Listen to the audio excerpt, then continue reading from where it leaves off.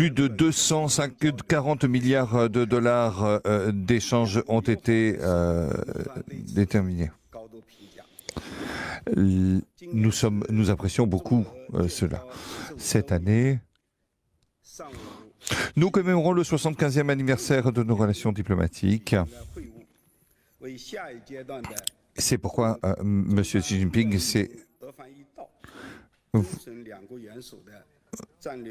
vous reçoit. Il y a eu énormément de choses qui ont été faites entre les deux dirigeants. Il s'agit de renforcer l'ensemble d'expériences du développement général. Je suis très heureux d'entendre votre opinion s'agissant de nos relations bilatérales ainsi que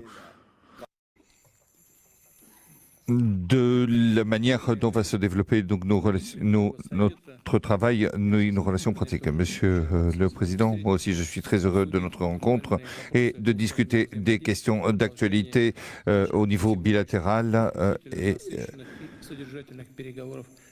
à partir des négociations qui ont lieu. Il y a un programme visant à renforcer l'ensemble des partenariats globaux et l'ensemble de nos collaborations.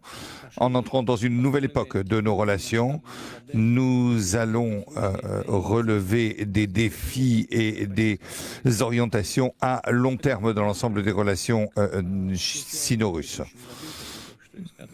Comme vous l'avez déjà dit, nous commémorons le 75e anniversaire de nos relations diplomatiques. En cette décennie et demie, nos relations se sont développées de façon dynamique à un niveau sans précédent. Bon voisinage, égalité, respect mutuel, soutien. Voilà le cap stratégique dans l'intérêt des peuples de la Russie et de la Chine. Et à cet égard, je voudrais exprimer ma reconnaissance à vous-même, Monsieur le Président, Monsieur le Premier ministre, tous les membres du Conseil d'État ont comme priorité le renforcement de vos relations avec la Russie, notamment dans le domaine économique et commercial. Nous parviendrons à des résultats importants dans notre coopération pratique. Aujourd'hui, nous avons des échanges très importants. Nous en avons déjà parlé.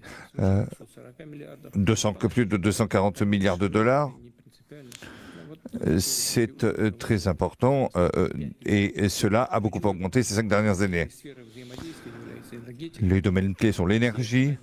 La Russie est un fournisseur fiable pour l'économie croissante de la Chine. Nos livraisons ont atteint des records en matière de pétrole et de gaz. S'agissant de la coopération industrielle, il y a le secteur automobile et l'échange de biens agricoles. Nous travaillons à l'innovation technologique, notamment dans le domaine de l'espace pacifique et de l'énergie atomique. Nous renforçons nos relations